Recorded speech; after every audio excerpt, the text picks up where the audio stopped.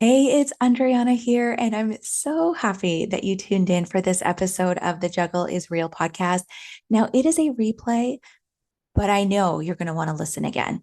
Listen as if this has been the first time you're hearing it, and it might be the first time. And if it is, welcome, welcome. Thank you for being here. Now, I know you're going to get something new from this conversation. I know you're going to hear something a little bit differently. And I know that something is going to resonate with you deeply, so much so that I wanted to replay this episode. We are talking with Libby, Elizabeth Ward today. She is from the Diary of an Honest Mom platform. And she is just such an incredible, inspiring person who is doing so many amazing things. If you don't know Libby, well, she is a digital creator, a speaker, and a mental health advocate. She's on a mission to change the narrative for mothers with content that validates and empowers women across the globe. She just came back from Los Angeles, where she was selected to moderate a panel on burnout culture at Reese Witherspoon's Shine Away Collective experience. So, this was an event that was held in Los Angeles, and Libby was there, and she has come back so inspired and so motivated to continue her mission to help women to question the status quo and the expectations that are placed on mothers.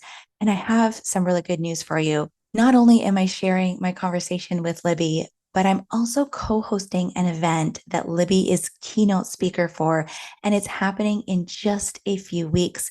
It's called In Full Bloom, a Northern Heart and Home experience, and it's happening on Saturday, November 4th in Sudbury, Ontario. So if you are anywhere near the North, if you're anywhere in Ontario, actually, if you're anywhere at all, this is going to be such an incredible experience for you to want to drop in and join us live for. It is going to include an exquisite multi-course brunch. There's going to be a DJ. There's going to be mimosas and non-alcoholic options. There's going to be a beautiful lineup of Northern speakers who are so successful and so inspiring in their own right, and a number of beautiful, incredible Northern vendors with exquisite offerings to share. Now, Libby is going to be speaking at this event about changing the narrative on motherhood, about why it's so important for us as moms to lose the guilt, to prioritize our own needs, and to put ourselves first so that we can be the best version of ourselves for us and for those around us. And if this sounds familiar to you, it's my mission as well. And that's why I'm so passionate about having Libby here. So I've included a discount, an exclusive offer. It's in the notes for this podcast episode. But if you want more on this event happening on November 4th, you're going to want to visit northernheartandhome.com. That's northernheartandhome.com, or visit the podcast notes for this episode to get all the details and to get more information on how you can scoop up that discount to hear Libby live. In this conversation that I'm going to share with you right now, we're talking about all of those momisms, the mom guilt, the rage, the shame, all of these spectrum of emotions that we may feel as women and as mothers. And we're talking about the mompreneur label, that distinction that is important to realize and move away from as female entrepreneurs with children.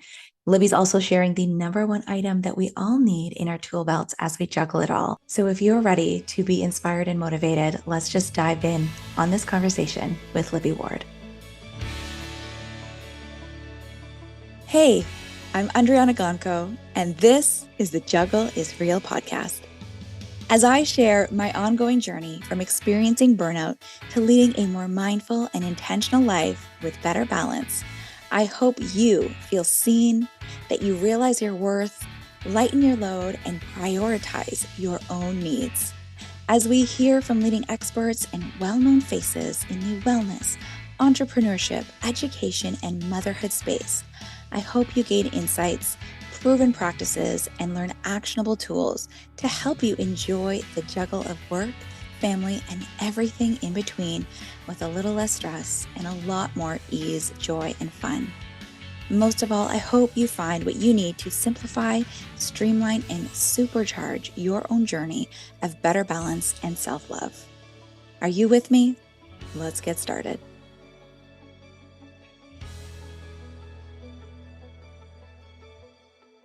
Libby, welcome back to the Juggle is Real podcast. Thank you so much for having me. I'm really looking forward to this conversation. I love everything that you're doing, all of the help that you are offering to this world that really, really needs it, especially moms. And I love that you're breaking cycles. You're really helping to create that new narrative around motherhood. You've had so much success and impact in the social media space, but I would love to hear your thoughts on it first.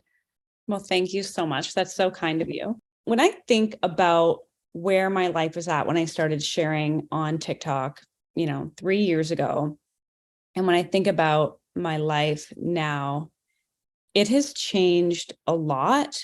But what hasn't changed is my desire for connecting with other women and other mothers and talking about the things that nobody else is talking about.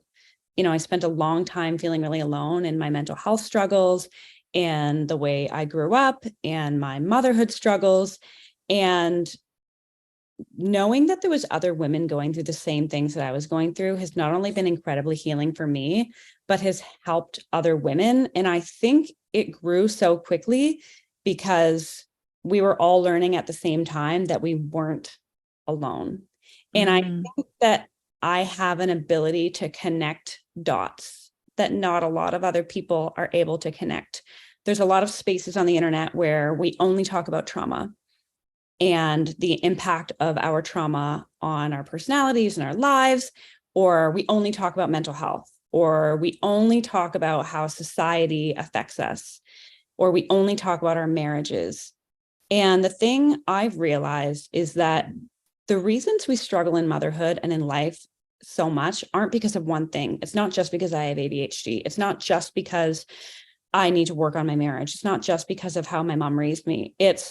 We're a complete mosaic of all these different things.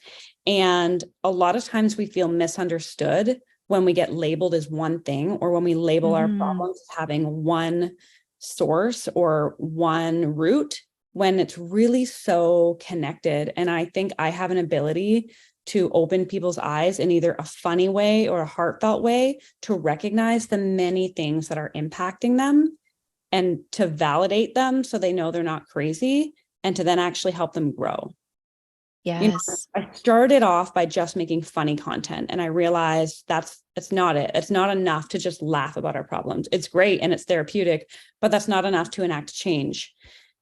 And then I started making heartfelt content, and I realized I can't just make heartfelt content about the hard things that we go through, because it can be a little bit depressing. And I've really come to this EOS of, let's validate that what we're going through is a real thing, that we're not crazy, but let's actually look for ways to change that. And we can't look for ways to change that if we're only ever looking at one source. We have to look at all of it. Yeah. That's really so nuanced. And I like the term that you use with the mosaic, because it is like there's so many things that are interconnected, and it really is just that puzzle of all sorts of different things. And it changes. I personally think that you just have such a sincere mission of being of service. You have this deep rooted empathy, and you are here to be of service, to help and to make an impact, to make change. And it's really cool to see. Now that you have this platform, do you feel an extra weight knowing and hearing from so many people who perhaps aren't doing really well or need support but don't have it? Is it sometimes just too heavy for you to carry? And I'm just wondering how you manage this, because we all have our own things. Is it sometimes heavy to carry the burden of others, or have you learned how to deal with that sort of thing? It's super heavy. I mean, I haven't figured out any type of formula to figuring it out. I would say that if you had told me that I was going to grow a platform of this size, I wouldn't have believed you. And if you would have tried to explain to me the complexity and the depth of the pressure that I would feel on a day-to-day basis, I wouldn't have understood that either. It's not something you can really explain, aside from the sheer number of messages and DMs and emails and comments and just feedback from the world that I get. It's also because I have such a deep mission in what I do, and because I genuinely do want to help, it's really hard to switch off. So even when my phone or my computer is not in my hand, my brain is always thinking about other people, about the struggles they're going through, about the needs they have, about the ways those needs aren't being met, about how I can help them more. And it is heavy. It's not heavy enough to make me not want to do it. My life mission is to make other people's lives better and to help them. But it definitely is one of those struggles that's really hard to package up and explain, because it seeps into so many different areas of my life. And it's something that I'm continuously working on managing in a healthy way so I can continue to have compassion and impact and balance in my life. Yes, that's great. And I know, you seek out help for different areas of your life, and you see a therapist, and there's many ways that you're caring for yourself through movement and all sorts of different things, which is really great. I love the new narrative you're creating for motherhood. And I think we still have a lot of labels to shed. And I love how you are making shifts in those areas. We talk about all of these words and we just slap the word mom in front of it. And all of a sudden it's like these bad things or these things that are somehow different, that we wouldn't slap in front of, say, the word, put dad in front of it, So I'm talking mom guilt, I'm talking shame, I'm talking rage, I'm talking, mompreneur. And I want to maybe get some of your perspectives on this, because I know you have such great insights in how to shift this, and also how we can think about it ourselves differently, because, in some ways, these aren't bad things, to be a quote unquote mompreneur. However, when we are not looking at it in an equitable way, then that's how the dynamic shifts. So just to start, I want to just go in, I'll dive deep on the mom guilt thing, because it's something that you speak of a lot. I love how you split the topic into two parts of mom guilt. Can you just give us a really quick overrun of what you feel mom guilt is, and then what is like that silly stuff that we don't really need to be feeling bad about? So when we feel guilt, it is about something that we have done that doesn't align with our values. And guilt can be productive. It doesn't align with my values that I scream at my children when I have just stubbed my toe and they ask me what's for dinner. That is unwarranted. I should feel a level of guilt about that, because that's not something I want to do. But it's a matter of, what do I do with that guilt? Do I apologize and repair? Do I try to do better next time? What can I do? The guilt is an alert system to say, hey, something is off here, something needs to change. And so that is actual guilt. And as moms, we can feel guilt. Do we need to call it mom guilt? I'm not sure, but people do, because when we become moms, we feel guilty about a lot of things, and we could go into that. But guilt is when you've actually done something wrong, and it can be productive. The other type is, people call it mom guilt. I call it stupid guilt. I call it shame. I call it any number of other things. And that is the guilt we feel for having human needs. So you feel guilty for needing a nap when you didn't sleep last night because you were up with your kid all night. You feel guilty for having a snack before you feed your toddler lunch because you're eating before they are. Meanwhile, if you eat, it's actually helping you not be hangry, and maybe you'll deal with your toddler better. You feel guilty for wanting to go to the grocery store alone. Stupid guilt or shame is that quote unquote mom guilt that we feel for things that are just human needs, for being hungry, tired, for needing socialization, for just having human needs. And society makes us feel like when we become moms, we shouldn't have needs anymore, and we should just be selfless. And so when we have needs, it makes us feel as though those are bad things. Those are shameful things. We should be ashamed of wanting to sleep or wanting to be away from our children. Those aren't things we need to feel ashamed of or guilty of. So I think it's important to separate what is guilt that is pointing to something that we have done that we need to fix or change or focus on, and what is something that we are calling guilt that isn't actually guilt. It really is shame. Right. And it's, I guess, something that when we're aware, when that feeling creeps up, we can just quickly ask ourselves, like, okay, why am I feeling this way? Is it something that I need to change, or is it something that is going to better me and it's going to allow me to then be a better mom, be a better wife, friend, care for myself in a better way that's going to allow me to show up. Now, this distinction between separating grief from guilt is something that I haven't seen very often. And it is something that I really appreciated that you tackled. Can you just share with the listeners how we can recognize this? Because this was new to me. And when I was consuming your content and posts about it, I was like, yes, that is incredible. And it's so helpful. So how do you recognize and separate grief from what we might be just labeling as quote unquote mom guilt unknowingly? And don't we just put mom guilt? We slap that label on every negative feeling we have as a mom, that it's as though we've done something wrong. But maybe it isn't that there's good and bad and right and wrong. Maybe we're just humans experiencing human things and having natural human emotions about them. Like when my second born came along and I went through postpartum depression, and I disassociated from my experiences with my kids so much because I was so exhausted and overwhelmed and depressed that I couldn't fully engage in them. I missed out on so many memories and on being truly present with my kids and on really being there with them. And as my kids grew up and I looked back on those moments, I would feel such deep sadness about it and loss. Yeah. And eventually, after thinking, I spent some time thinking that I was a bad mom for not enjoying those moments.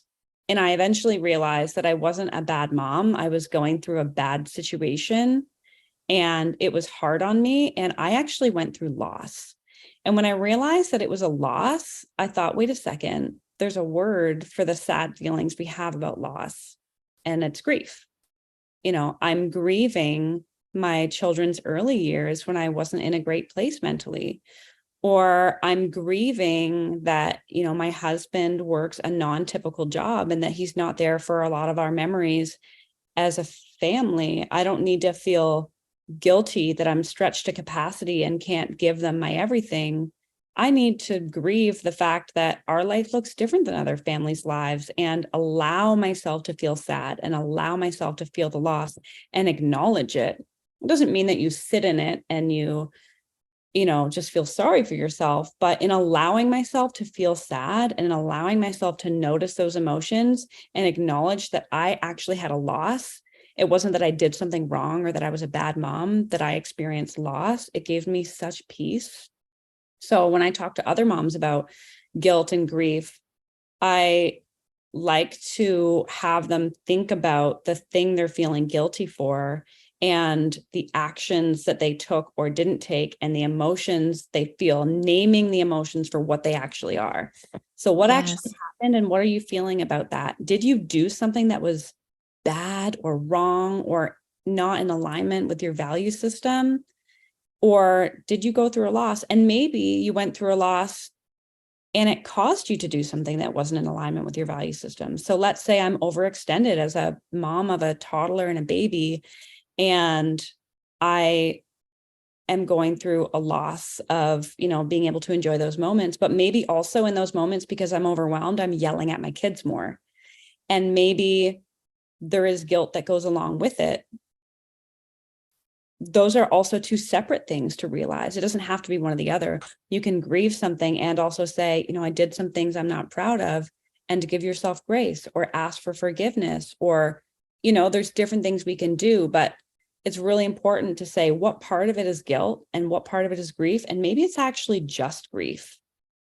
Yeah. And then when we can find this awareness and understand these different feelings, these different emotions, the different reasons behind it, then I think it allows us to find support in a way that's going to be of our highest good, right? That's actually going to help us heal or help us move forward in a way that's, going to serve us better in the long run. And this is where I love that you actually share, we don't have to slap mom rage in front of it. We are allowed to feel emotions. We're allowed to have feelings. So like rage cleaning and all of these things that we're talking about, let's think, what is the emotion behind it? Like, what am I actually feeling, so that I can be supported and look for ways to help myself in that moment. So the final one, because you might get this label sometimes because you are a successful business owner, you have a team, you have amassed this incredible platform, you're out speaking, you're doing things.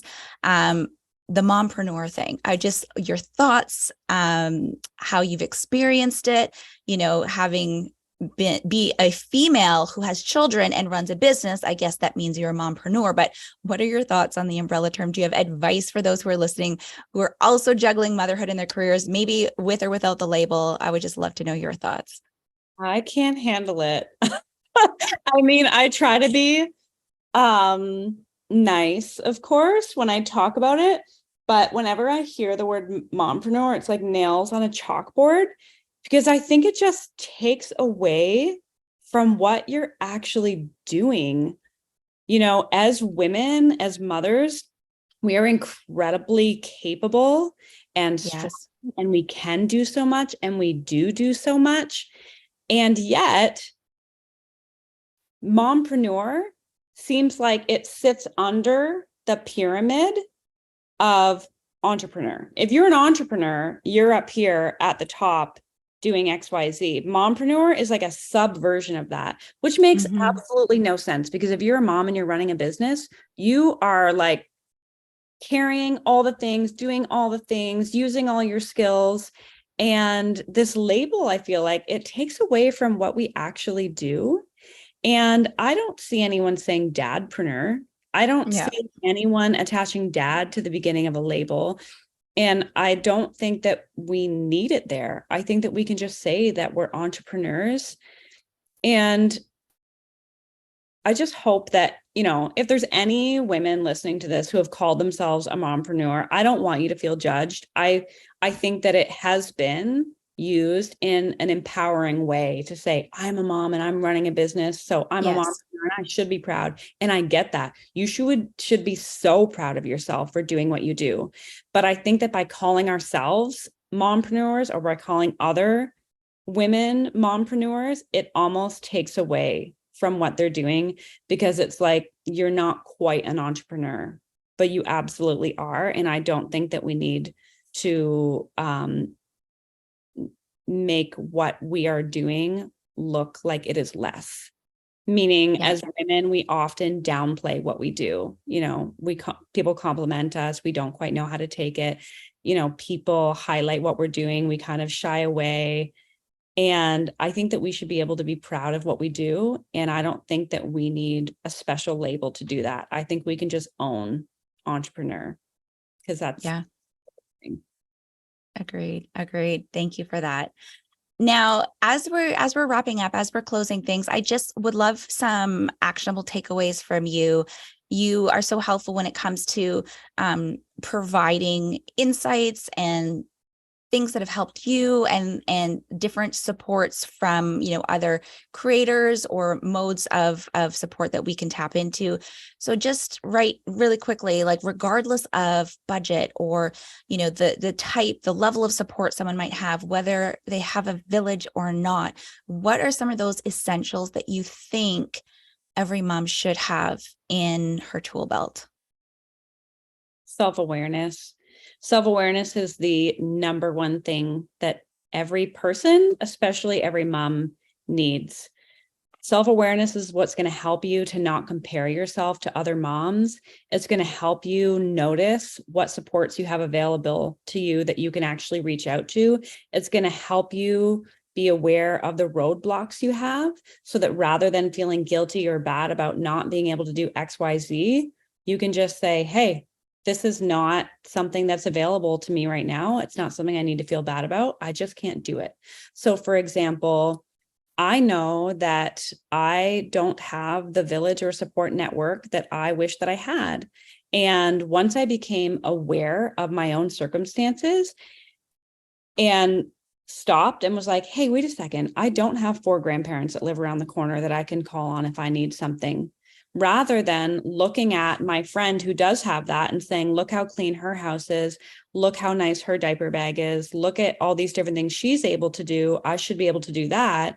I said, that's not something that I'm actually able to do. So I shouldn't be expecting myself to do that. So having self-awareness helps you to stop comparing. It helps you to make realistic expectations for what you should actually be able to do in a day, you should be able to buy, all that kind of stuff. And it helps you also to know what your values are. So before I stopped to ask myself what was important to me, I was looking to everyone else to figure out what I do. I live in Canada. I think you live in Canada. There's all these sports families, hockey families. I have nothing against them. But I had this impression that if we were to fit in, our kids needed to go into hockey. And it wasn't until I stopped and was like, wait a second, I don't know anything about hockey. My husband doesn't know anything about hockey. We don't care that much about it. Why am I going to be spending my time and money on something that isn't even that valuable to us? We value other things. And so it's taking that time to stop and be like, wait a second, what are my values? So get aware of your values, of your supports, of your roadblocks, and then just focus on those things. You're going to be able to lower your expectations and find a lot more time and energy to do things when you get rid of all the noise that comes from what society tells you you should be doing, and just listen to yourself, because you know a lot more than you give yourself credit for. Oh my God, yes. I think that with the awareness, when we're not judging ourselves, when we have compassion for ourselves, then we're also not looking out externally. We're not judging others. We're not even saying like, oh, look at that person or that person. We're just allowing ourselves to lead from a place of love and, kindness and what is best for our family in this moment. And things may change, but what is right for us right now. And you've recently, a few months ago, released a journal. I think that might help moms become more self-aware, help us go through these feelings, maybe tackle some of these topics from a place of love and grace. And for those who don't know, it's called the Honest Mom Journal, the Struggling Mom's Guide to Struggling Less. I'm going to link it in the podcast notes, but can you walk us through this process? How did you get this idea? How did it come together? And what's the feedback been? I know so many people have been impacted. I would just love to know as we close out. Yeah, so it's called the Honest Mom Journal, Struggling Mom's Guide to Struggling Less, and you can grab it on Amazon. I made this as a free printable that I released about 6 months ago because I had a lot of moms messaging me asking how to build self-awareness, how to fight mom guilt, how to lower their expectations. They didn't even really know where to start.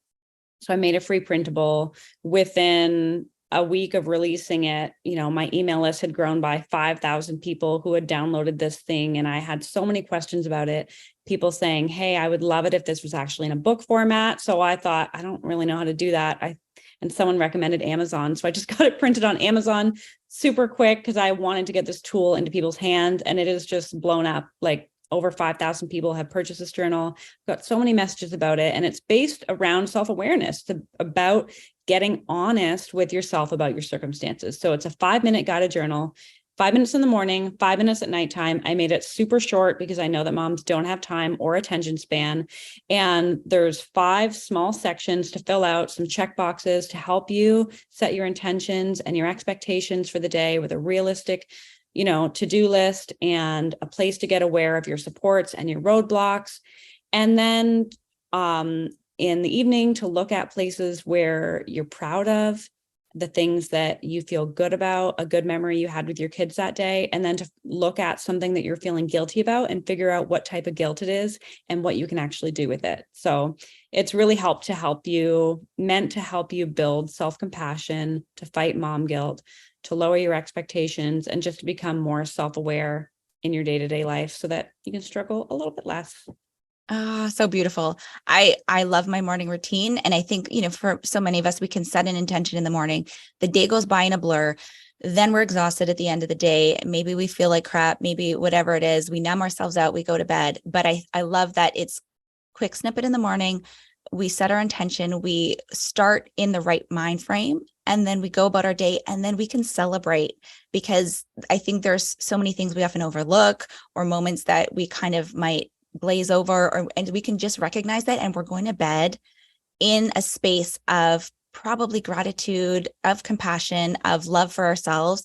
And I think, that, there's science behind how that shapes the brain, how that shifts the brain, that allows us to go to bed and then wake up the next morning to repeat the whole thing.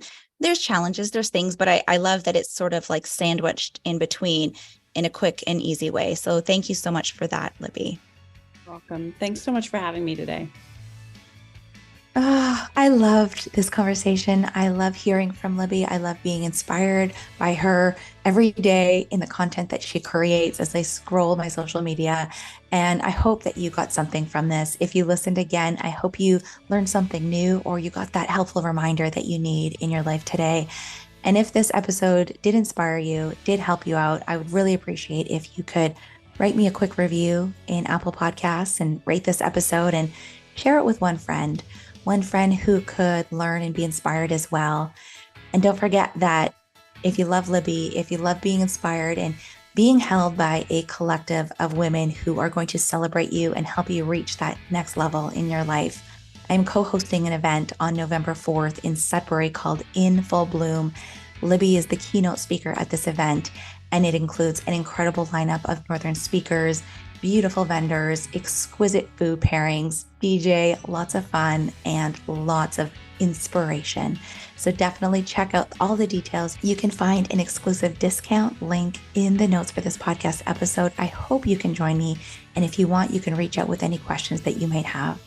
Until the next episode of The Juggle is Real, I love you. I thank you so much for being here and take good care.